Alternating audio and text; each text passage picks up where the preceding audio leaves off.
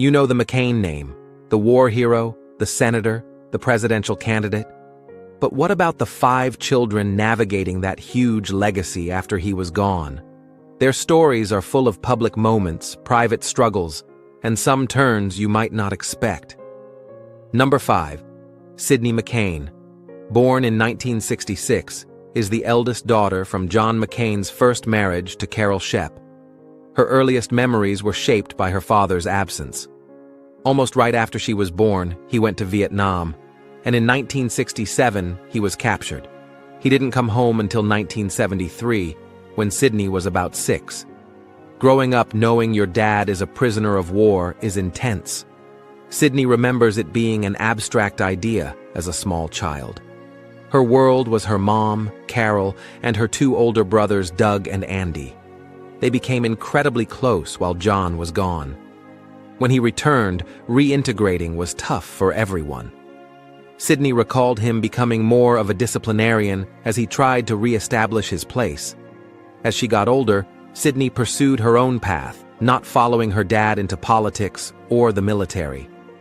She studied communications and built a career in the music industry, working for record labels. She deliberately kept her famous connection quiet early on, wanting to succeed on her own terms. A major challenge came in 1980 when her parents divorced. Sydney was a teenager and called it shocking and heartbreaking, admitting it caused a family rift. She and her brothers didn't even attend their father's second wedding to Cindy Hensley. Healing took time, but relationships evolved. Sydney later acknowledged the love between her father and Cindy, and developed relationships with her stepmother and 4 half-siblings, Meghan, Jack, Jimmy, and Bridget. She supported her father's political career, admiring his respectful 2008 concession speech and his bipartisan spirit. She believed his true legacy was his honesty and his children. While cherishing personal memories like crabbing trips, she acknowledged their relationship wasn't always easy, wishing they'd had more time together. Today, Sydney lives a relatively private life, having carved her own identity away from the political storm. Number 4. Meghan McCain, born in 1984, is the eldest child of John and Cindy McCain and perhaps the most public figure among the siblings. Unlike her older half-sister, Meghan embraced the spotlight, building a career as a TV personality, author, and columnist known for her outspoken views.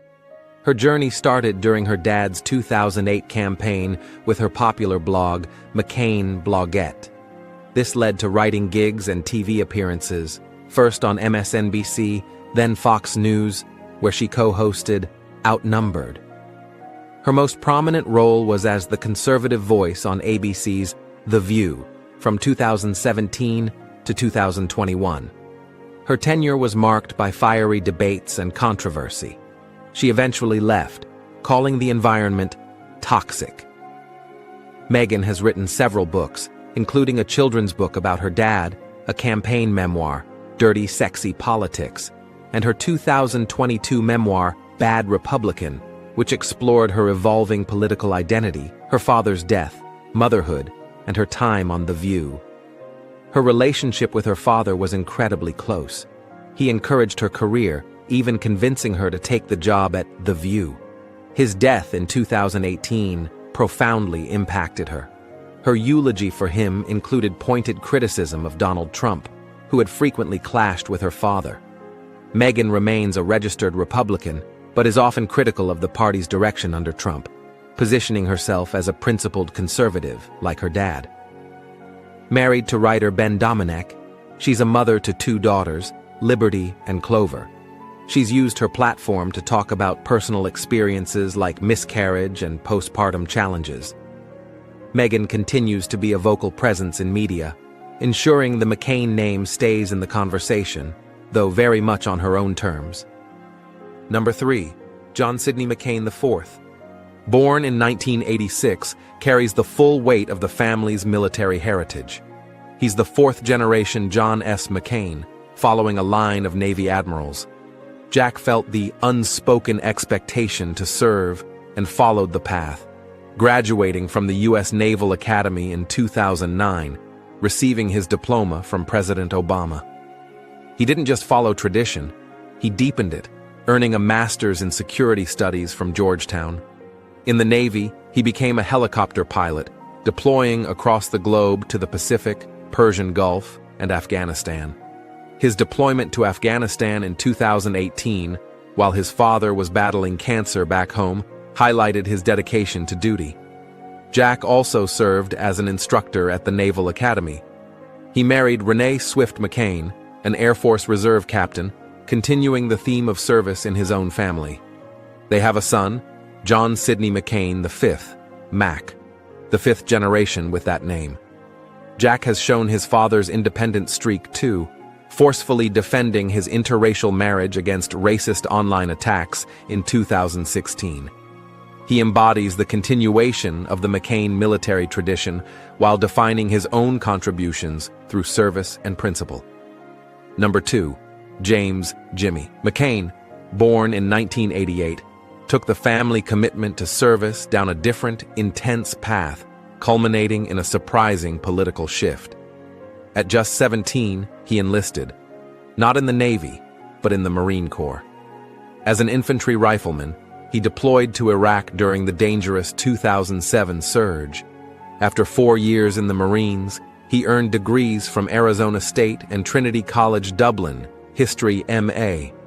But service called again. He joined the Arizona Army National Guard, deployed to Afghanistan as an infantry squad leader, and later commissioned as an Army intelligence officer. By 2024, he'd served 17 years across 2 branches, reaching the rank of first lieutenant. His last deployment was to Tower 22 on the Jordan-Syria border, a place marked by tragedy shortly before his arrival. While keeping a lower personal profile, married to Holly, father to son Luke, Jimmy made headlines in 2024. He announced he'd left the Republican Party in 2016 and had now officially registered as a Democrat. He strongly endorsed Kamala Harris for president. His reasons were deeply personal.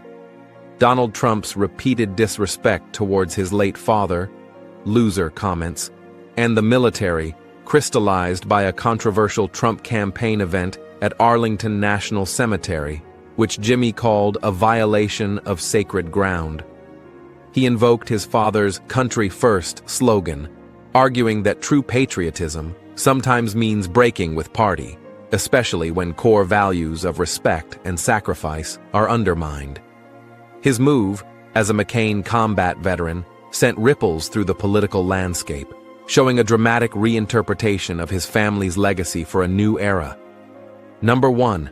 Bridget McCain, born in 1991, has the most unique origin story and has chosen the most private life. Cindy McCain brought her from a Bangladeshi orphanage during a humanitarian trip. Bridget had a severe cleft palate, requiring urgent care. The story of Cindy arriving home unannounced with baby Bridget is famous, though some question the nuances of the adoption process. Bridget endured years of surgeries, inspiring Cindy's work with Operation Smile. She grew up embraced by her family, described by her father as feisty and tough. But her childhood was marred by the horrific 2000 South Carolina primary smear campaign, where racist lies targeted her adoption. She discovered this years later online, a traumatic experience that likely cemented her desire for privacy. She made rare public appearances, like at the 2008 RNC and reading scripture at her father's funeral. She attended Arizona State University and generally avoided the spotlight her siblings often occupied. However, in 2019, Bridget broke her long, public silence. When Donald Trump continued attacking her late father, she took to Twitter, directly addressing the president. "I do ask you to be decent and respectful. We only said goodbye to him almost 7 months ago." Coming from the intensely private Bridget, it was a powerful defense of her father's memory, showing the tough spirit her family knew deployed when core values were violated. The 5 children of John McCain inherited a powerful legacy, one of service, politics, controversy, and expectation. They show that legacy isn't destiny. It's a starting point from which individuals forge their own unique paths, shaped by shared history, but defined by personal choices, resilience,